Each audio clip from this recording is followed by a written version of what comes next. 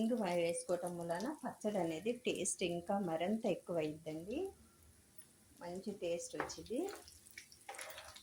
Flavour కూడా చాలా బాగుండిద్దండి.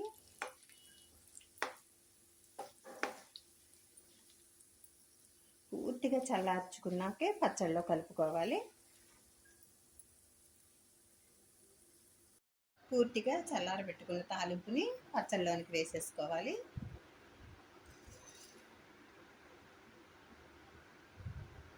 మొత్తం కలిపేసుకోవాలి.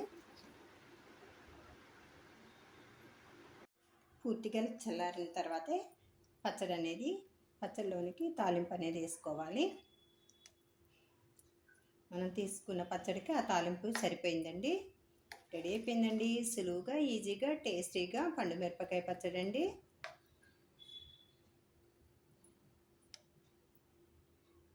రెడీ అయిపోయిందండి. సులువుగా, ఈజీగా, టేస్టీగా పండు మిరపకాయ పచ్చడి అండి. ఈ పచ్చడి వేడివేడి అన్నంలో కానీ చల్లారాక కానీ చాలా టేస్ట్ ఉండిద్దండి.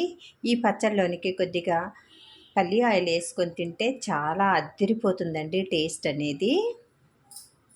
మీరు తప్పకుండా ట్రై చేసి చూడండి. ఎలా వచ్చిందో కామెంట్ చేయండి.